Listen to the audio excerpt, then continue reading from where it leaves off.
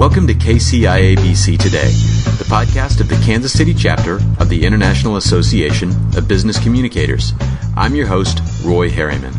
Our guest today is Kirk Hasenzahl, co-founder and president of RareWire, and one of 4 panelists at our upcoming luncheon on developing iPhone and iPad apps, tips from the pros. And you can join us there at 11:30 on Thursday, April 18th at Brio on the Plaza. And you can find a reservation link in the description of this podcast. Kirk, thank you for joining us today. Pleasure to be here.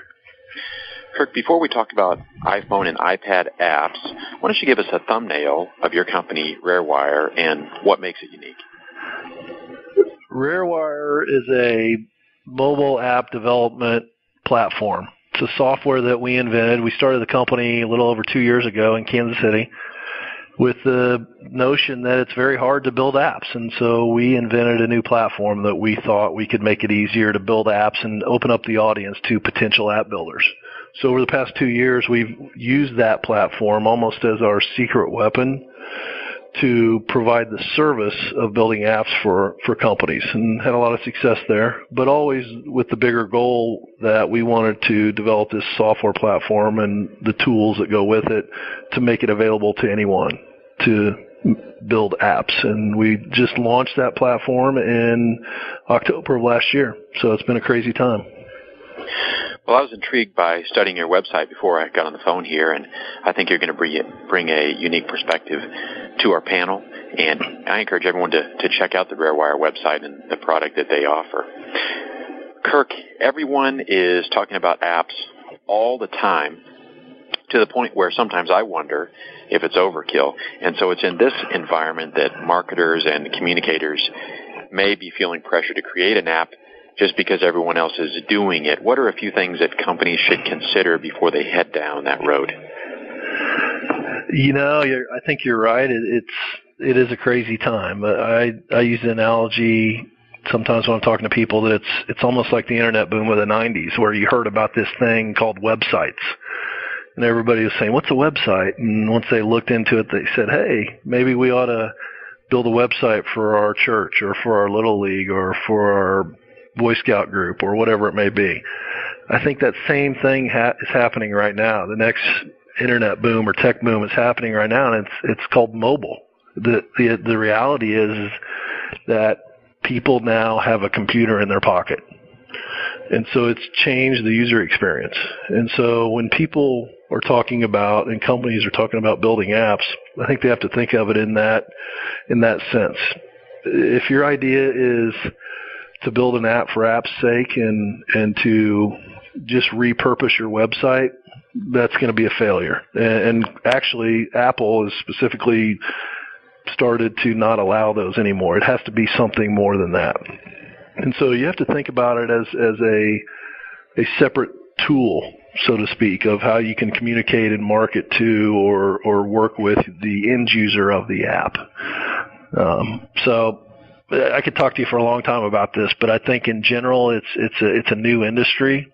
I think that now that it's been going, where I think Forrester is saying companies are going to spend $100 billion by 2015 building apps, you have to get creative on how you're going to use this new functionality. And the last thing I would say in an abbreviated answer is that the idea of the app is only part of it. You have to have a good plan on how you're going to market the app. It's not like the early days of if you build it, they will come. Right. There's a million apps out there now in the App Store, and so you have to have a good plan on how you're going to promote your app and get people to use it. Excellent thoughts. And so it sounds like really just like any other business decision, there needs to be strong justification behind it. Is it going to bring in revenue? Is it going to connect with customers? Is it going to engage the audience? That's exactly right. There was a stat out there that I read that 60% of apps built make less than $5,000 in revenue. So I think what I've seen over the past year is the enterprise, the companies are starting to realize that this is a tool that they can use in their company's business processes and workflows. Not necessarily a revenue generator, so to speak, but more of an effective tool to promote their business or grow their business or solve a workflow problem for their company. I also heard a stat recently that for the first time ever, the number of apps in iTunes that are free has dropped below 50%. So people are coming more and more accustomed to spending a little bit of money, 99 cents or more on the app. So it's kind of a conflicting statement that I just said, but I think it just shows the user experience and the marketplace in general is still changing and evolving because it's so new. And I think you have an interesting perspective there, Kirk, in that looking at apps just as a way to enhance revenue is only part of the picture, or it may not even be in the picture for your company if it can help to promote, as you said, process workflow more effectively. Whatever the purpose, if an app can help to bring that about, then it may be worth doing. Kirk, we were just talking about Apple. In this panel discussion on April 18th, we are going to be focusing on the iPhone and iPad apps, but let me ask you about the Android operating system, which claims a majority of the market, and now we also have Microsoft pushing its own mobile operating system. Do you have any advice on how marketers should weigh the importance of apps for these other two operating systems versus iPhone and iPad apps? It's an interesting question. I would separate it in my personal opinion. I would separate it between phones and tablets.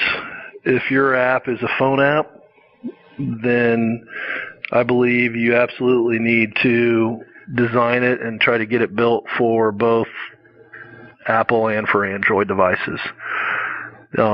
They're roughly a split of the market worldwide. I think Android even is in the lead, and there's more Android phones out there in the world than there are iPhones. For tablets, I believe, and don't hold me to these exact numbers, but I believe that Apple still dominates the tablet usage market by, I want to say, 80 or 90% of web traffic and interactivity and usage of tablets is still on the iPad.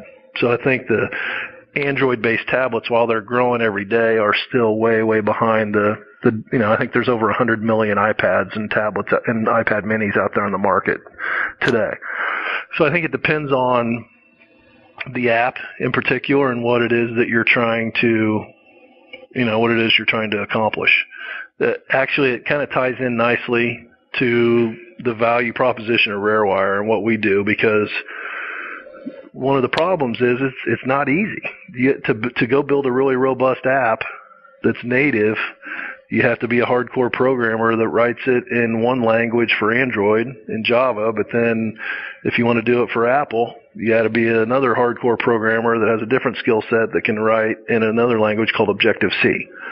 So the value proposition and solution that RareWire provides is to be able to build it once on one platform, on our platform, and then be able to publish to both of those operating systems. And we just recently launched our Android engine in beta this past month. So hopefully it'll help companies and individuals solve that problem. At least that's what we're trying to accomplish.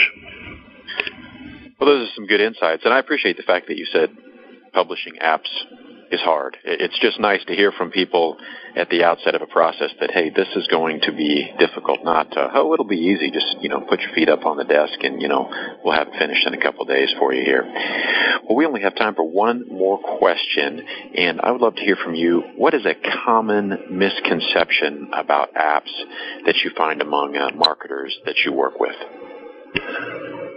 I think it goes back to what I said earlier. It's the misconception of if you build it, they will come. The way things have evolved today, you can build anything. I can build you the coolest app you've ever dreamed up, and I can put it in the App Store. And if you don't have a plan to market it and promote it I think it ties back into standard business practices. Is you have to have a whole campaign of promoting it via email and on your website and through other forms of media to get usage and point people to that app. No matter how great of idea it is, the whole build it and they will come concept. Well, I think it worked early on with the launch of the iPad. I think now that there's a million apps in the App Store, it gets lost in the shuffle. So just as big a part of the solution is you got to have a good business plan on how to promote the app. When you finish the app, the work is not done.